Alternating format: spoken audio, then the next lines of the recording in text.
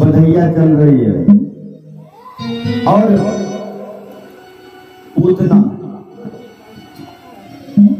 पूतना एक बहुत ही सुंदर स्वरूप धारण है। क्यों?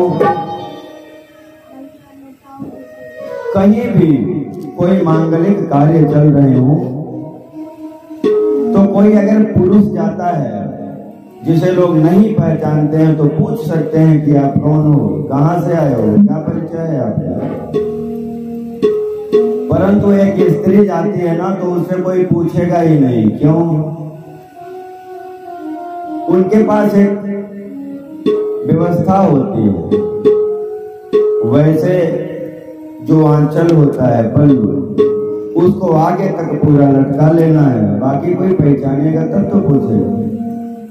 वैसे पूतना ने सुंदर स्वरूप बनाया और सुंदर स्वरूप बना करके महाराज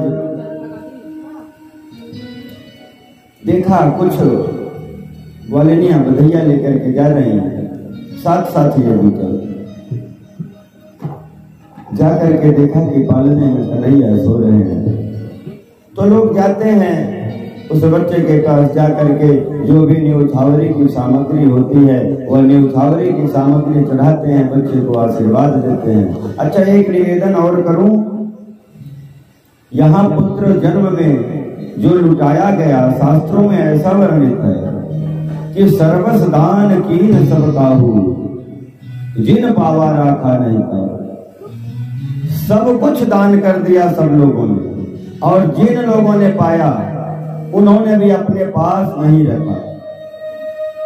तो विषय बनता है कि जब किसी ने अपने पास रखा नहीं तो वह दान की हुई वस्तु गई कहां। महाराज होता क्या था, जैसे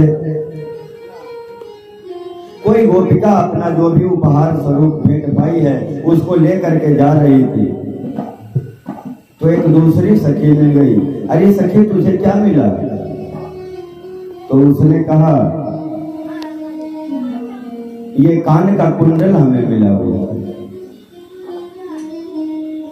कहा अरे तू बस कान के कुंडल तक ही रह गई, अरे मैं तो 9 लखा हार लेकर के आ रही हूँ। कहा ये कहाँ मिल रहा था? कहा पूरब द्वार पे। उसने क्या कार्य किया कि वो कुंडल को वहीं फेंका और वहां पूर्व द्वार पर जाकर के हार लेने का प्रयत्न किया। वहां से जब हार लेकर के आई ना, एक सखी और मिल गई। उसने पूछा तुम्हें क्या मिला? उसने दिखाया इतना सुंदर चमचमाता हुआ हीरे मोती जड़े हुए ये सुंदर हार हमें मिला। एक दूसरी सखी थी ना, उसने कही तुम सब के सब ठगी गई। कहा कैसे? कहा ये हार लेकर के तुम आ रही हो, इस हार का क्या अस्तित्व है? तुम्हें वह नन्हा सा बालक क्या तुम्हें मिला गोदी में खिलाने के लिए? कहा नहीं नहीं, हमको तो हार मिला, केवल हार लेकर के हम चल दिए। कहा तुम्हारी मति भ्रम है, तुम तो सोने चांदी के चक्कर में पड़ी हो। आज यह परम सौभाग्य है जो उस बच्चे को अपनी गोदी में उठा करके आलिंगन करेगा। अब वो जो सखियां हैं जो हार आदि बहुमूल्य मणियों की मालाएं रत्न पाई हुई हैं, इन सभी लोगों ने सब कुछ वहीं फेंका और भगवती के पास जाकर के बोलना प्रारंभ की, मैया अब तक हमारी बुद्धि मारी गई थी जो ये सोने चांदी के हार के चक्कर में पड़ी हुई थी। जो परम धन है वो हमारे सामने है, परंतु उसको प्राप्त करने की चेष्टा में है। एक काम करो, बड़ी कृपा होगी, कृपा करके एक बार अपने लाला को उठा करके मेरी गोदी में रख दो ना मैया। मैया भी बड़े ही सहज स्वभाव की। मैया ने कहा तो तुम्हें रोका कौन है? तुम लोगों ने तो उपहार मांगा, तुम्हें उपहार दे दिया। तुमने कभी तो ये प्रश्न ही नहीं किया कि ये नन्हा सा बालक उठा करके मैया मेरी गोदी में रख दो। अब अगर तुम्हें जिज्ञासा बन रही है तो ले लो। अब जो भी सखियां थी ना, जो भी कुछ मिला था सब उठा करके फेंक दिया और सब उस बच्चे को खिला खिला के उठा के अपने अंक में लेकर के, गोदी में लेकर के अपने जीवन को धन्य मान रहे हैं कि आज ऐसा परम। देखिए वृंदावन ब्रज में कोई जो भी पुरुष स्त्रियां थी, कोई साधारण मनुष्य नहीं था। परमात्मा ने कहा, ब्रह्मा जी को आदेश किया, हे प्रभु अब हमारा अवतार होने वाला है। एक काम करो, समस्त देवी देवताओं को बता दो कि ब्रजमंडल 84 कोष का, ब्रजमंडल में जाकर के यथा यथा रूप लेकर के किसी न किसी रूप में जाकर के अवतरित हो जाए। तो ये छोटे से छोटा और बड़े से बड़ा कोई भी 84 कोष के अंदर में रहा है ना, वो साधारण मनुष्य नहीं था, कोई संत महापुरुष था। आगे की कथाओं में मिलेगा कि कुछ संत महात्मा भी गोपिकाएं बन करके आए हुए हैं। क्यों? जब विरह में परमात्मा श्री कृष्ण उन वृक्षों, परमात्मा श्री राम उन वृक्षों को पकड़ पकड़ करके रो रहे हैं कि क्या तुमने हमारी अर्धांगिनी प्राण प्रिया वल्लभा सीता को देखा है? तो संत महापुरुषों ने विचार किया, अगर हम जड़ होते, अगर हम वृक्ष होते तो परमात्मा आज हमारा भी आलिंगन किया। और जब वहां स्वयंवर में गए हैं ना, तो विवाह तो सीता से होना है, परंतु वहां जितनी भी स्त्रियां हैं सबके मन में ऐसा ही भाव उपस्थित होता था कि पति के स्वरूप में अगर ये हमें मिल गए। सबके मनोरथ पूर्ण करने के लिए सबको आश्वासन दिया, जब मेरा अवतार होगा तो यहाँ ऐसे ऐसे स्वरूप में उपस्थित होना, सबको ऐसा सुंदर अवसर दिया जाएगा। तो ये जो गोपिकाएं हैं, जो देवियां हैं, सबको पता है कि ये बालक जो जन्म लिया है ना, ये कोई साधारण बालक नहीं है, यह पूर्ण ब्रह्म परमात्मा ही है। महाराज शेष नरेश सुरेश दिनेश विधान धरे पर पालन पावन, ये वही पूर्ण ब्रह्म परमात्मा है जिसका बड़े बड़े देवता लोग बड़ी बड़ी वेद स्तुतियां बोल करके नमन वंदन करते हैं, ध्यान करते हैं, परंतु उनका पार नहीं पाते हैं। आज वही छोटा सा बालक बन करके हमारे आंगन में आकर के खेल रहा है, और ऐसा परम सौभाग्य कि जो त्रैलोक्य का मालिक है, जो अनंत कोटि ब्रह्मांडाधिनायक है। हम लोग जिस ब्रह्मांड में है ना, शास्त्रों में प्रमाण है कि यह एक ब्रह्मांड नहीं है, ऐसे ऐसे करोड़ों ब्रह्मांड है, और उन करोड़ों ब्रह्मांड का मालिक यदि आज हमारे गोदी में आ गया तो मुझ जैसा परभागी कौन होगा? ये सोने चांदी हीरे जवाहरात की क्या अस्तित्व है? सब फेंक दिया। सब लोग इस प्रकार से परमात्मा को, उस नन्हे से बालक को अपने गोदी में उठाते हैं। और एक विशेष बात विचार करें कि जब कोई बच्चा जन्म लेता है ना, तो जब कोई भी पुरुष स्त्री जाती है उसे भेंट स्वरूप कुछ भी प्रदान करती है, तो परमात्मा से निवेदन करती है कि यह बच्चा हजारों वर्ष तक जिए, सुखी रहे। परंतु गोपिकाओं ने ऐसा कोई निवेदन नहीं किया है, गोपिकाओं ने आशीर्वाद नहीं दिया है। गोपिकाओं ने निवेदन किया है, मैया जसोदा, ये जो तेरा लाला है ना, ये युगों युगों तक हम भक्तों की रक्षा करता है। क्यों? क्योंकि उन्हें पता है यह नन्हा सा जो बच्चा है ये साधारण बालक नहीं है, पूर्ण ब्रह्म परमात्मा ही आज हम सभी भक्तजनों के मनोरथों को सिद्ध करने के लिए यहाँ पर अवतरित हुआ है। अब पूतना भी अपना 2.5 हाथ का वो आगे घूंघट लटकाए हुए पहुंच गई, और जब वहां पहुंच गई तो वो भी किसी ने उसे रोका नहीं। क्यों? पहली बात तो उसने माया से सुंदर शरीर बना लिया है, और दूसरी बात घूंघट लटकाए हुई है, नई नवेली दुल्हन जैसी दिख रही है। मैया ने सोचा इतना बड़ा व्रत है, 84 कोस का है, हो सकता है कहीं कोई नई नवेली दुल्हन आई होगी और सुन करके बधाइयां देने आ गई। और महाराज जब बधाइया देने पहुंची, पालने में परमात्मा खेल रहे हैं और पालने की तरफ बढ़ी। जब पालने की तरफ बढ़ी ना, तो अन्य देवियां जब आती हैं तो परमात्मा श्री कृष्ण अपने नेत्रों को खोल करके मुस्कुरा रहे हैं, देखते हैं कौन आया है। लेकिन जब यह पालने की तरफ बढ़ी तो परमात्मा ने अपने नेत्रों को बंद कर दिया। क्यों? भक्तों ने बहुत सारे कारण बताए। कहा परमात्मा के नेत्र सूर्य और चंद्र हैं, तो सूर्य और चंद्र ने अपने अपने स्थान के रास्तों को बंद कर लिया कि प्रभु इसे आप मुक्ति प्रदान करेंगे अवश्य, और हमारे ही धाम को आप भेज सकते हैं, इसलिए ये कपाट बंद है।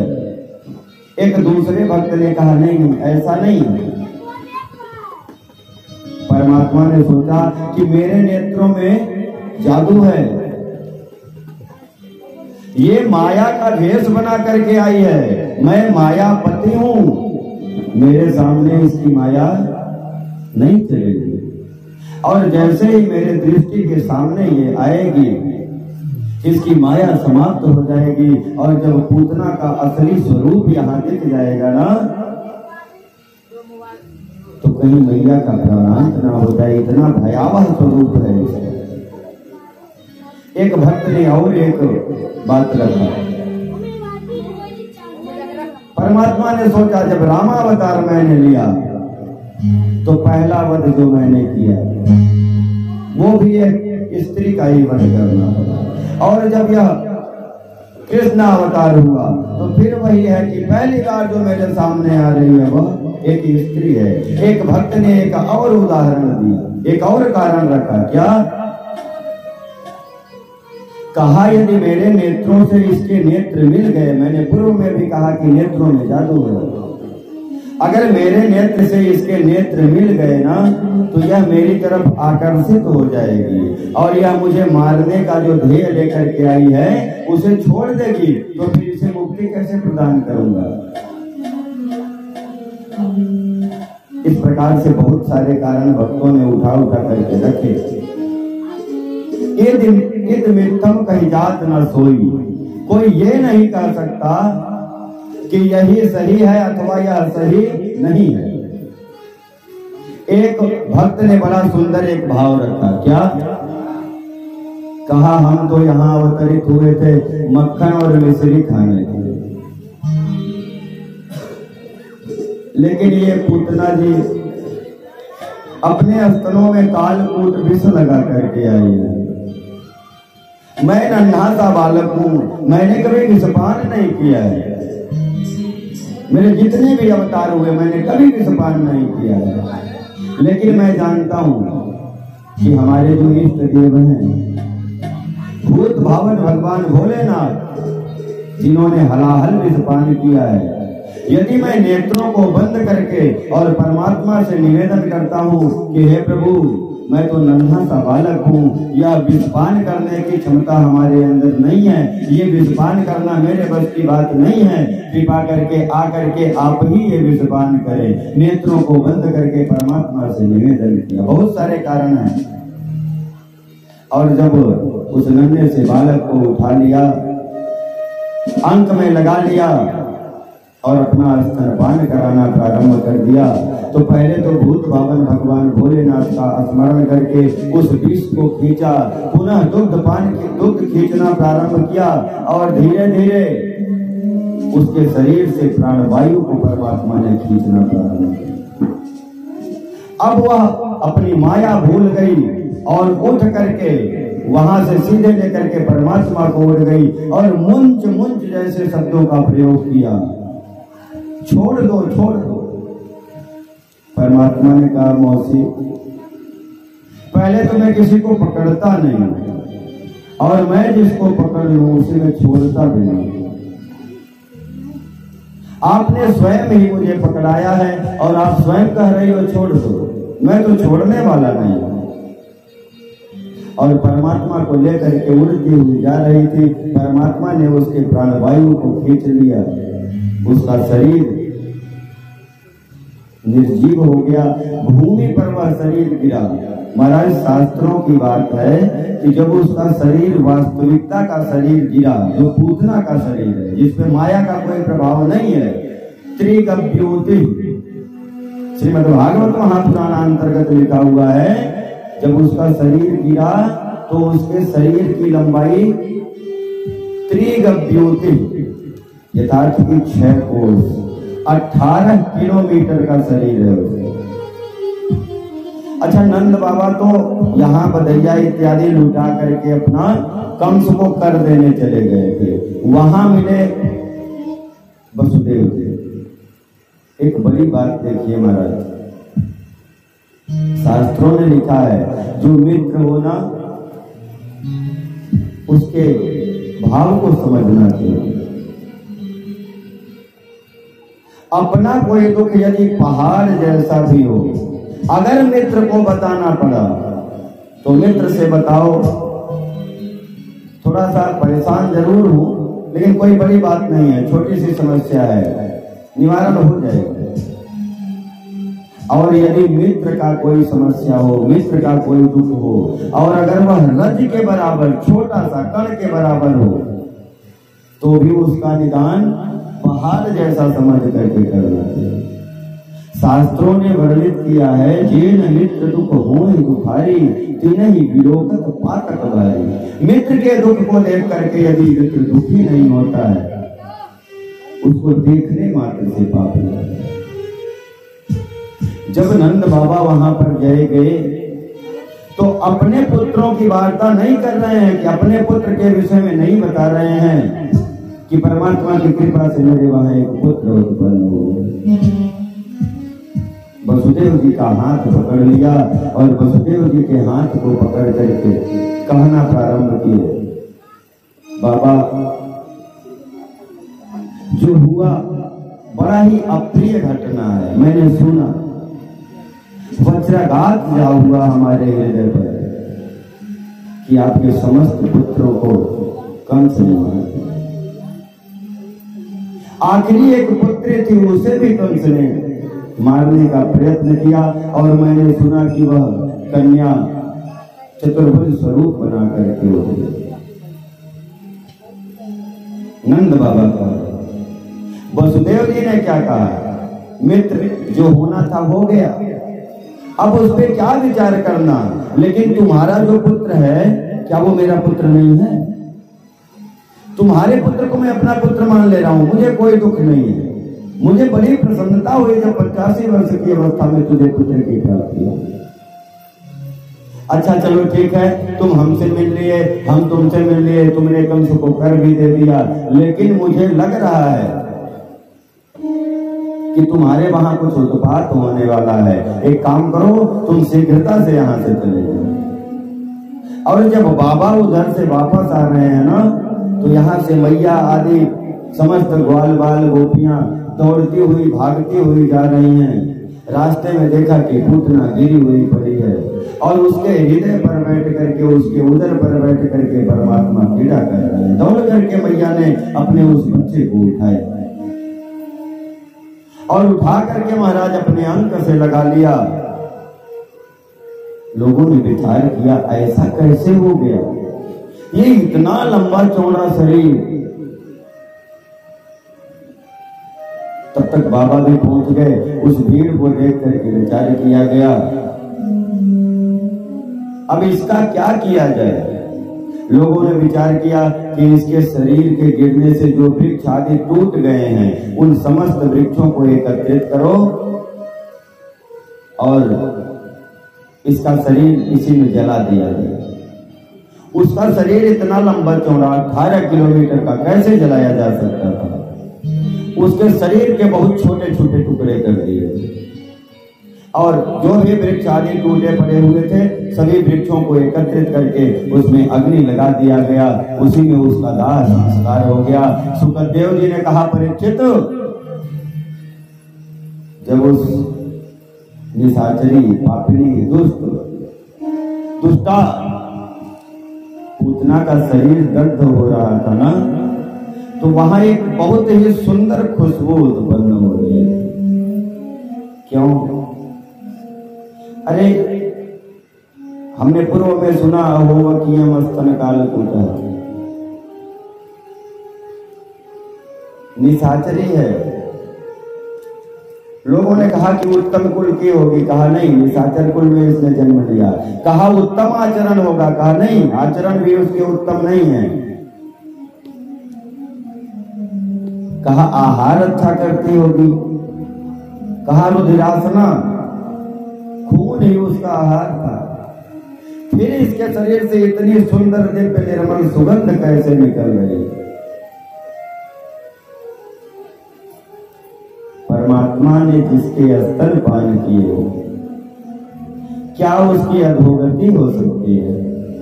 परमात्मा ने सोचा ये भले मुझे मारने आई है, परंतु विचार करिए कि इसने कार्य क्या किया है।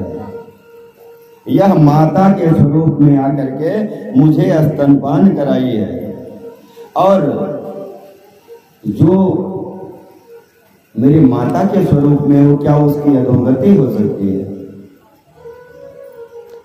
परमात्मा की कृपा से पूतना का उद्धार हो गया। अच्छा, शास्त्रों में बात आती है कि यह पूतना कौन थी। महाराज, जब वामन अवतार हुआ था, जब वह नन्हा सा बालक, छोटे से वामन भगवान बलि के वहां गए ना, तो बलि सपरिवार वहां यज्ञ कर रहे थे।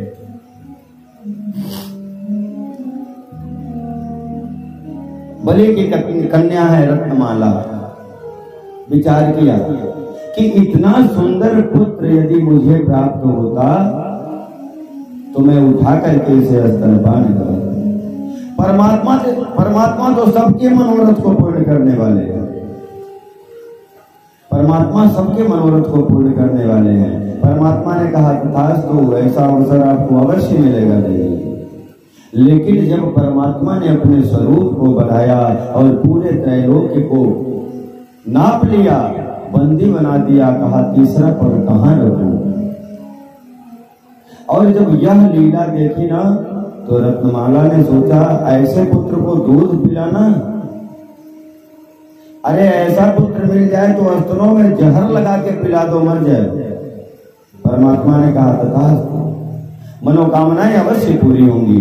जहर लगा करके ही पिलाने का अगर आपका ध्येय है तो ऐसा भी अवसर आपको मिलेगा। महाराज, इस प्रकार से अब वहां नंदोत्सव, नंद बाबा के वहां उत्सव दिन प्रतिदिन चलता जा रहा है। एक बार होता क्या है, भगवान सोए थे, और सोए थे तो वो करवट बदल लिए, तो किसी न किसी प्रकार से उत्सव मनाना है, तो बुलाया और भेज दिया, सबको बुला लाओ, लाला ने मेरे करवट बदला है, तो आज खूब हम लोग गाएंगे, खुशियां मनाएंगे। जब सब लोग आ गए तो भगवती ने सोचा कि अगर यहाँ गाना बजाना प्रारंभ हो गया तो लाला को पालने में अभी सुलाई हुई, कहीं इसका नींद ना खुल जाए। तो क्या किया, पालने को उठा के ला करके एक बैलगाड़ी था ना, बैलगाड़ी में टांग दी। अब वो बैलगाड़ी के नीचे टंगे हुए सो रहे हैं और अंदर परमात्मा का गीत चल रहा है। परमात्मा ने सोचा देखो मेरे ही गीत चल रहे हैं, मेरे लिए ही उत्सव मनाया जा रहा है, और मुझे ला करके बैलगाड़ी के नीचे टांग दिया। परमात्मा ने विचार बनाया क्या करें, तो विचार में आया बाला नाम रोदनम बल। बालकों के पास एक सबसे बड़ा बल होता है क्या, रोने का। जब वो रोने लग गए ना तो वो जो कुछ भी कहेंगे आदमी सब करता है। जब बच्चे रोना प्रारंभ कर दिए, नहीं नहीं मैं चंद्रमा लूंगा, तो चंद्रमा को तो लाया नहीं जा सकता, परंतु मैया यशोदा ने एक थाली में जल भर करके दिखाया कि देख चंद्रमा तेरे सामने ला के रख दे। परमात्मा जोर जोर से रोना प्रारंभ कर दिए। चांद के खातिर रिसाई गयो ललना,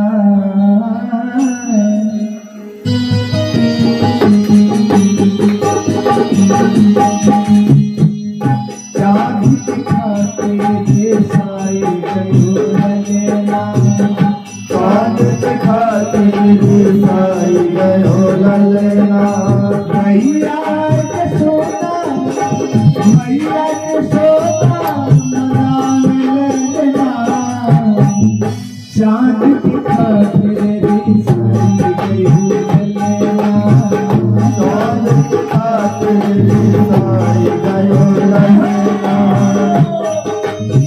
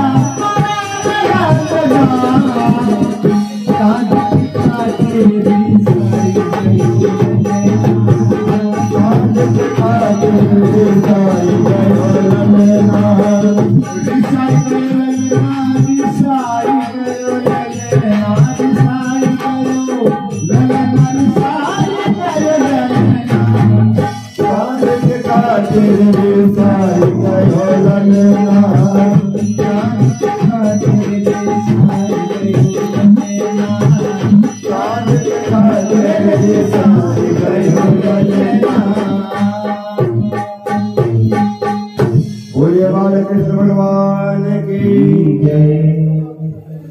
महाराज परमात्मा ने सोचा बाला नाम रोदनम बल। बालक जब रोना प्रारंभ कर दे तो जो कुछ उसे चाहिए सब उपलब्ध होगा। परमात्मा जोर जोर से रोना प्रारंभ किए, लेकिन अब जहां गीत चल रहा है, माताएं गा बजा रही हैं, तो छोटे से बच्चे का रुदन वहां तक पहुंचा नहीं। परमात्मा ने कहा अच्छा। परमात्मा ने एक लीला रची, अपने पैर को उठा करके उस बैलगाड़ी में लगा दिया, और बैलगाड़ी में जैसे ही पैर लगा, बैलगाड़ी आकाश की तरफ उड़ती हुई चली गई और भूमि पर गिर करके चकनाचूर हुई। जब बैलगाड़ी गिर करके टूट गई, भयानक आवाज हुआ, तब लोग दौड़ करके आए, क्या हो गया। और जब दौड़ करके आ करके देखा कि बच्चा बालने में सोया हुआ रो रहा है और बगल में बैलगाड़ी टूटी हुई पड़ी। लोग विचार करने लगे ऐसा कैसे हो गया। बोले बाल कृष्ण भगवान की। लोगों ने विचार किया कि ऐसा कैसे हो गया, अवश्य ही कोई राक्षस आ गया होगा, क्योंकि जब से हमारे वहां बच्चे का जन्म हुआ है, नित्य प्रति कोई न कोई आफत आती जाती है। अच्छा एक बात जानते हैं, 1 वर्ष पहले जन्म हुआ है बलराम जी का। बलराम जी का जन्म जो है ना, वो 1 वर्ष पहले हुआ है, लेकिन बलराम जी ने 1 वर्ष व्यतीत हो गया, अपने नेत्रों को नहीं खोला है। उनकी माता, उनके परिवार के लोग सदैव दुखी रहते हैं कि मेरे बच्चे का तो आंख ही नहीं थी। बलराम जी ने अपने नेत्रों को नहीं खोला। क्यों? बलराम जी ने विचार किया, कहीं माया से हमारे नेत्र यदि मिल गए तो मैं माया के वशीभूत ना हो जाऊं। और जब परमात्मा कृष्ण का जन्म हुआ ना, तो रोहिणी मैया अपने बच्चे को लेकर के आई हैं। और जब अपने बच्चे को लेकर के आई हैं और बलराम जी के साथ जब परमात्मा श्री कृष्ण के पास गई हैं, पहली बार बलराम जी ने नेत्रों को खोल करके और कृष्ण को देखा। मानो कहना चाहते हैं, आपने हमें बड़ा बना करके भेज तो दिया। आपने हर युग में आप बड़े होकर के आते हो, जो भी अवतार होता है आप ही बड़े होकर के आते हो। इस अवतार में आपने मुझे बड़ा बना करके भेज दिया, लेकिन कन्हैया मैं तुम्हारे बिना इस दुनिया को देखना नहीं चाहता हूं। तुम्हारे बिना मैं इस दुनिया को एक नजर नहीं देखना चाहता। 1 वर्ष पर्यंत मैंने अपने नेत्रों को नहीं खोले। मेरे माता जी को, मेरे परिवार वाले लोगों को लगता है कि शायद हमारे बच्चे के पास विधाता ने आंख ही नहीं दी है। आंख बनाई है परंतु आंख खुलती नहीं है। परमात्मा ने मन ही मन में बात किया। भैया बलराम जी ने कहा, ना आप कृपा करके हमें भैया ना कहें। परमात्मा ने मन से ही वार्ता चल रही है कि देखो, जब बड़े होकर के आए हो तो भैया तो कहना ही है। मैं आपका अनुज बन करके आया हूं, आप हमारे अग्रज बन करके आए। हमारो धन राधा श्री राधा श्री राधा,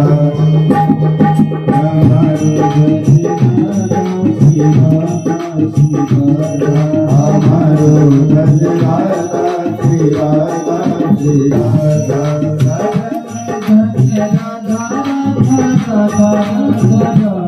हमारा धन राधा राधा राधा राधा राधा, हमारो धन राधा श्री राधा श्री राधा, हमारो धन राधा श्री राधा श्री राधा श्री राधा।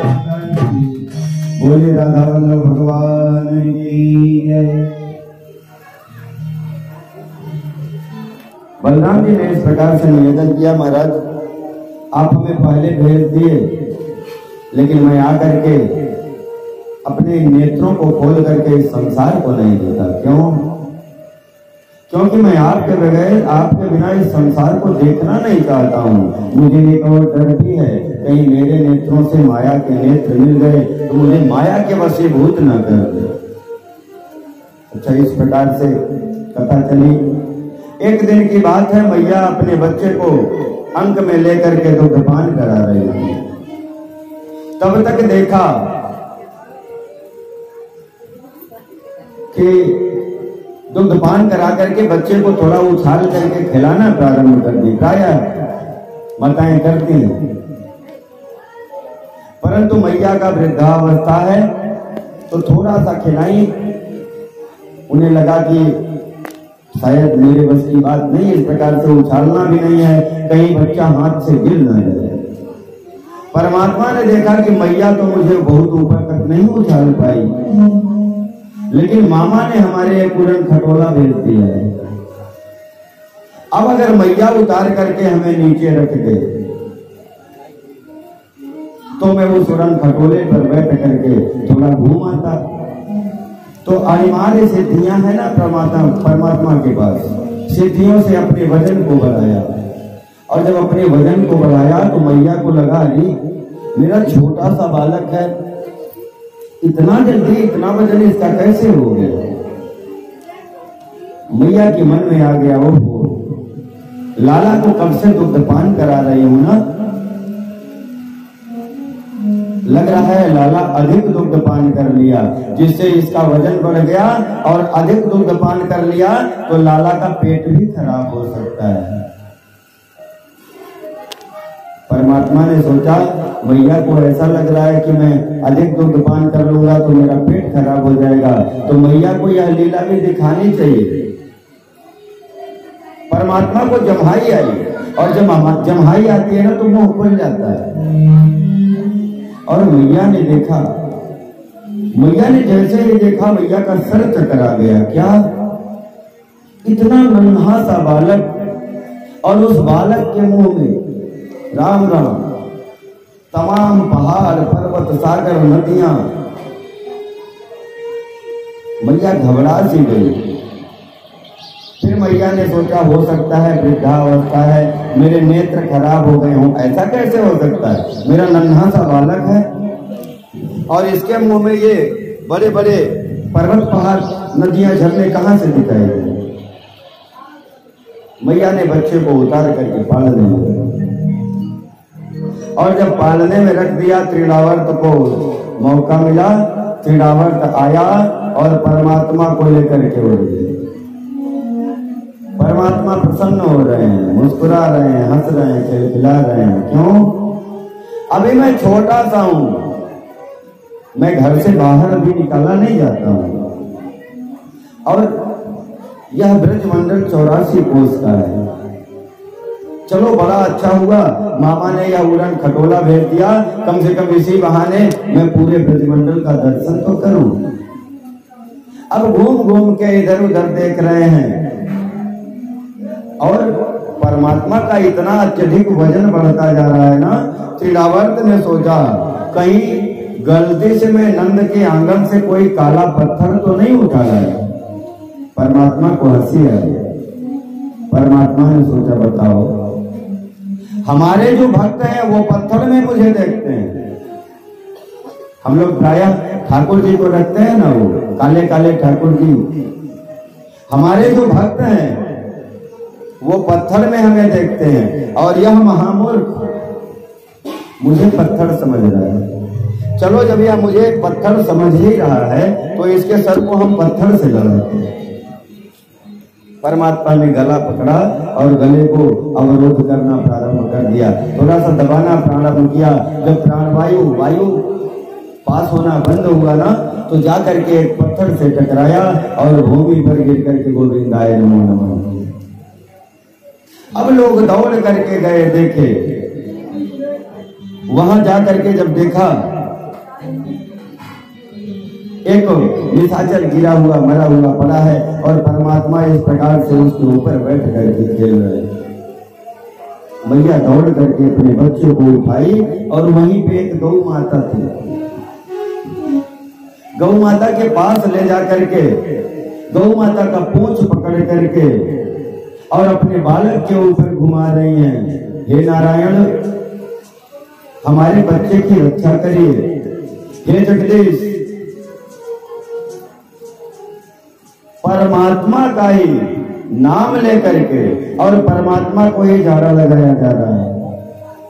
परमात्मा ने सोचा मैया मेरे ही नाम से मुझे ही झाड़ा लगा रहे हैं। इस प्रकार से लीलाएं बहुत हैं। एक समय की बात है,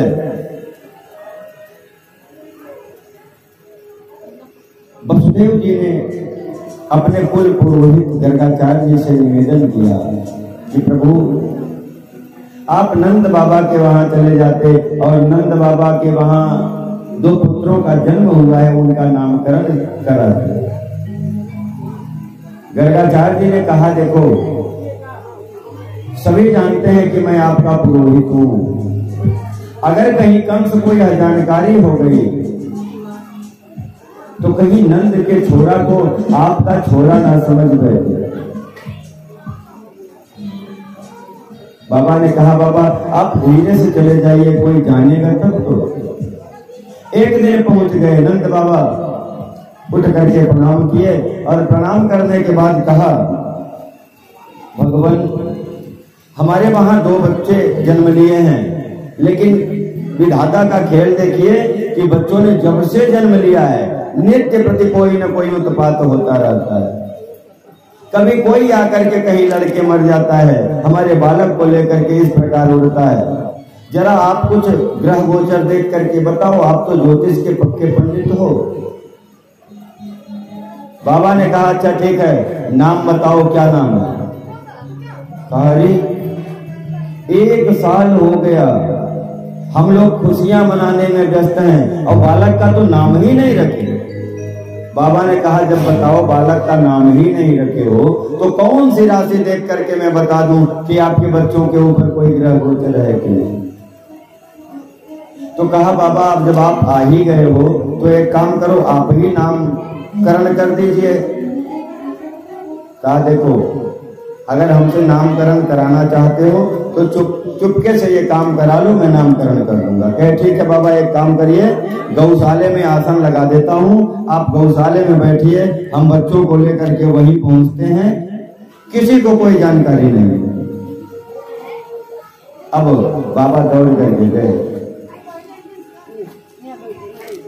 जसोदा से कहा अरे जसोदा, महाराज जी का पदार्पण हुआ है और एक काम करो, लाला को ले चल करके दिखा लो, महाराज जी को जो भी ग्रह गोचर होंगे बता देंगे और नामकरण भी कर देंगे।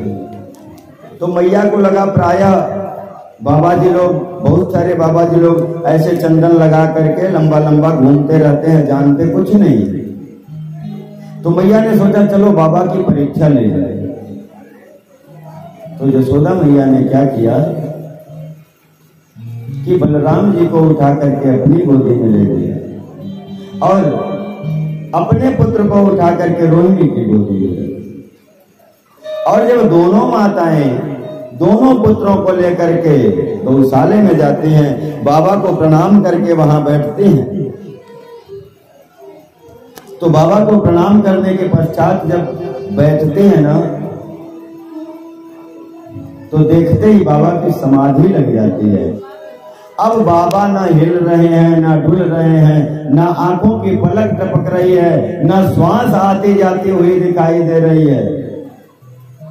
माताओं ने कहा बाबा, अब बाबा सुने तब तो। बाबा तो त्राटक लगाए, समाधि लगा करके बैठ गए। बाबा ने, मैया ने हाथ को पकड़ा और हाथ को पकड़ करके हिलाया। जब हाथ को पकड़ करके हिलाया तो बाबा की समाधि खुली। मैया ने कहा बाबा हम तो डरिए गए थे कि बाबा पता नहीं क्या हो गया, ना हिल रहे हैं, ना डोल रहे हैं, ना बोल रहे हैं। तो हमारे पुत्रों को देख करके बताइए। विचार किया, हाँ मैया, अयम हीरो हीरोई पुत्रो। मैया ये तुम्हारे गोदी में है ना, ये तुम्हारा पुत्र नहीं है, ये रोहिणी का पुत्र है। और जो मैया रोहिणी के अंक में है वो तुम्हारा पुत्र है। अब मैया ने बहाना बनाया। मैया ने ये नहीं कहा कि हम परीक्षण करने आए थे, मैया ने बहाना बनाया। बाबा जानते हैं हम अपने पुत्र में और रोहिणी के पुत्र में कोई अंतर नहीं समझते हैं। हमारा पुत्र उनका पुत्र है, उनका पुत्र हमारा पुत्र। अच्छा एक काम करो, अब आप सुंदर सा नाम एक हमें बता दो कि हमारे पुत्रों का नाम क्या होगा। वैसे तो कहा इनके नाम अनेक अनूपा, हजार नाम है, हर नाम से पुकारे, हजार नाम है, हर नाम से पुकारे,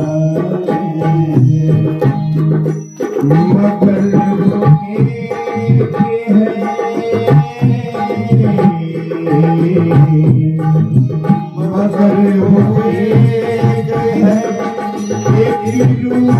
में निहारे उन्हें,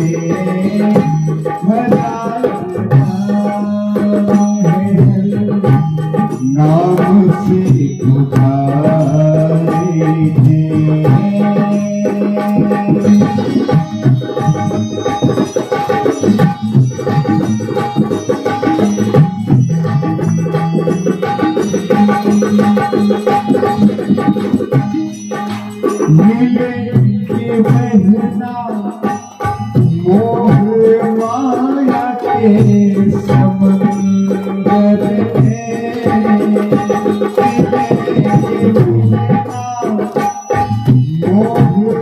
माया के समंदर में मन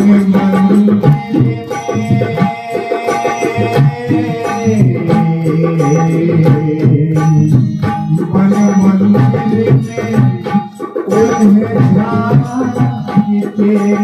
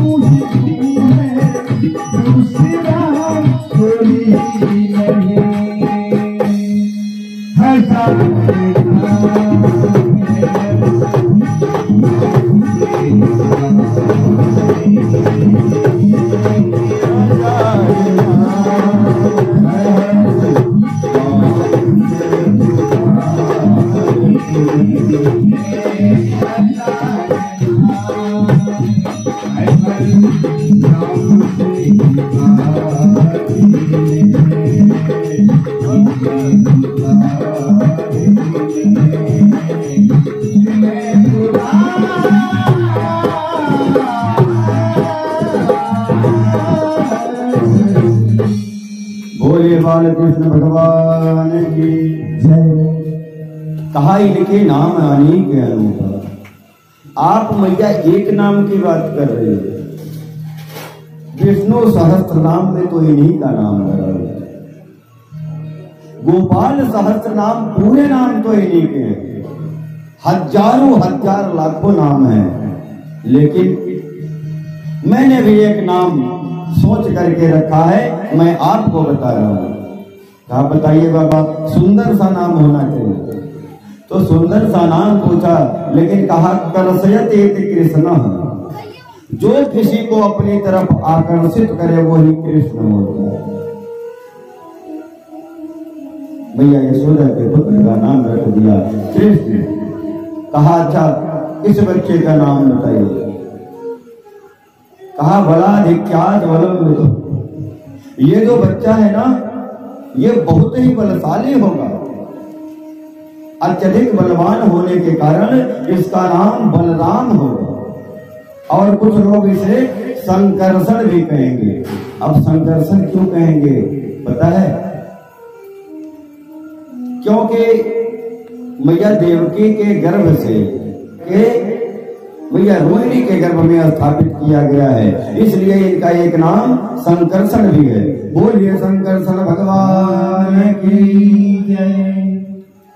अब दोनों नाम ऐसा, अच्छा वो मैया पुराने जमाने की थी ना, बहुत अत्यधिक पढ़ी लिखी नहीं थी।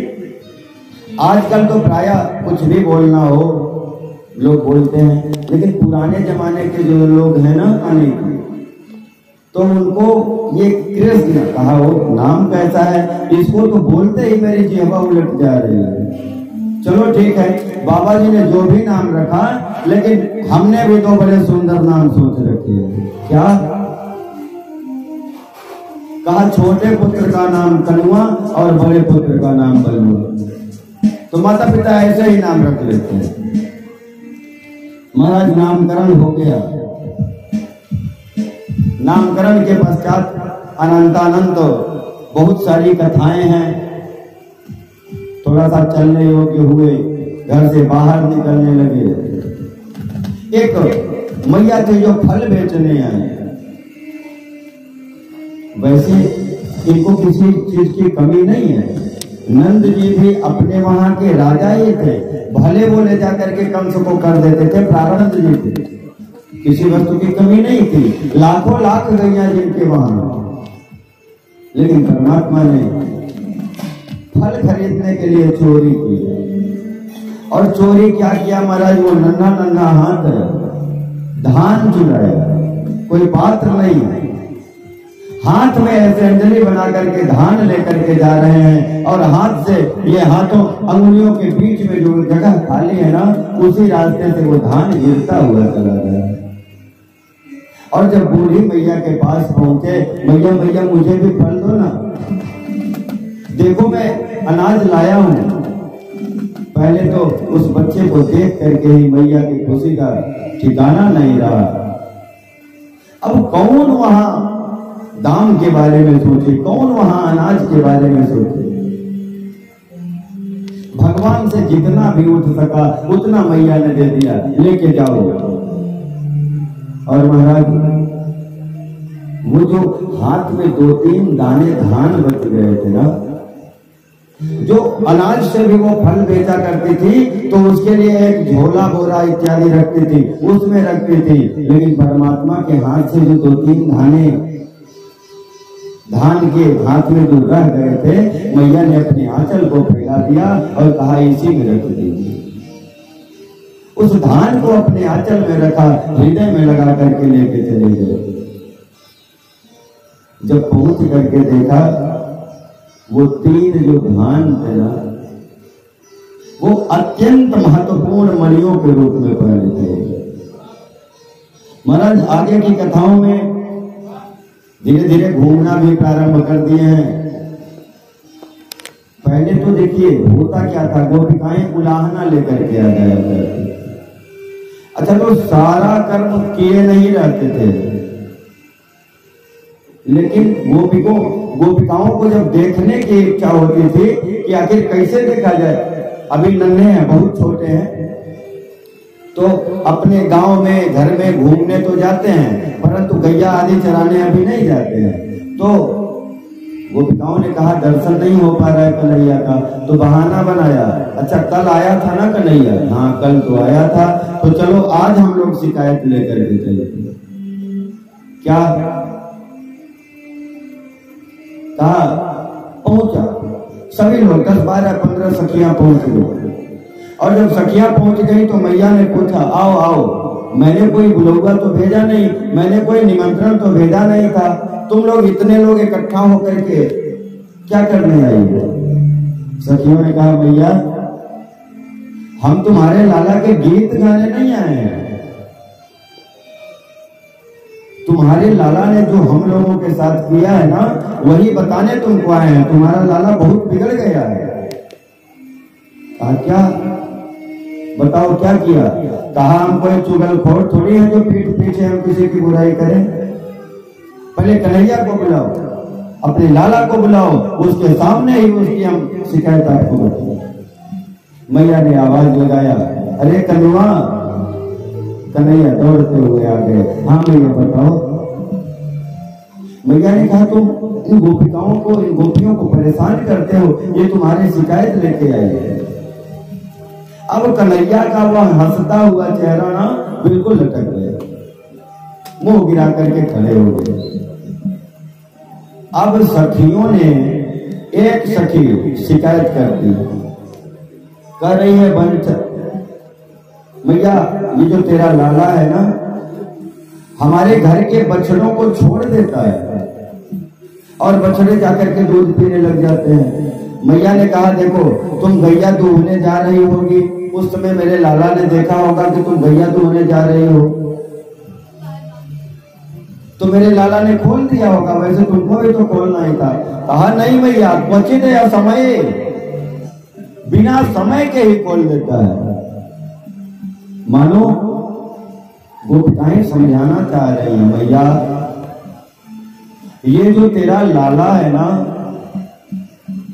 बिना कारण के ही और बिना समय के ही मुक्ति प्रदान कर देता है। अब एक गोपी शिकायत कर रही है और बाकी गोपियां परमात्मा को निहार रही हैं।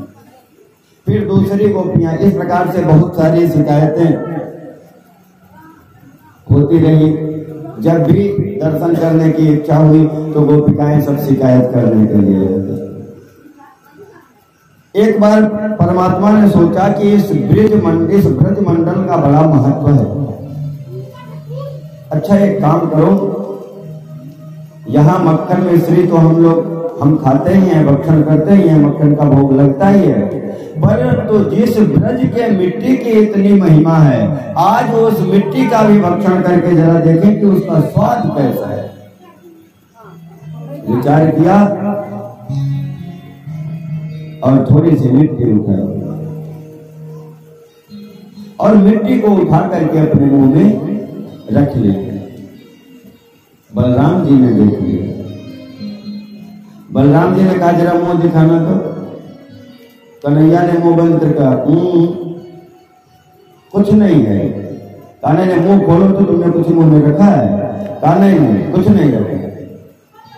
हाथ पकड़े और लेकर के मैया के पास आ गए। मैया, कन्हैया को मैंने आज देखा ये मिट्टी उठा करके खाए।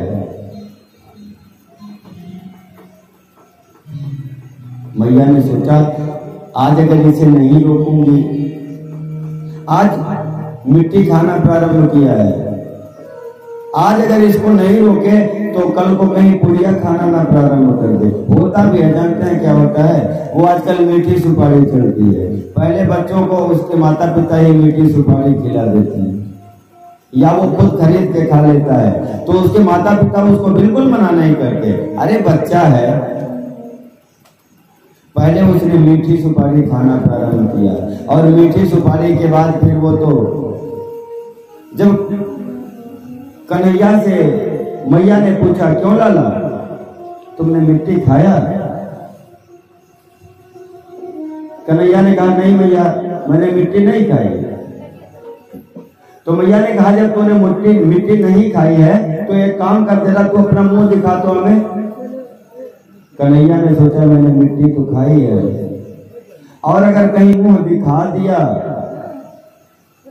तो हमारे मुंह में है माटी और मैया के हाथ में है साटी। वो एक डंडे को साटी बोलते हैं प्रतिभाषा। अगर कहीं मिट्टी दिख गया तो मैया डंडा से बढ़िया पूजा करे, कन्हैया भगते। और जब कन्हैया भगे ना तो मैया उनके पीछे पीछे दौड़ रही हैं। थोड़ी दूर दौड़ते परेशान हो गई, नहीं पकड़ पाई।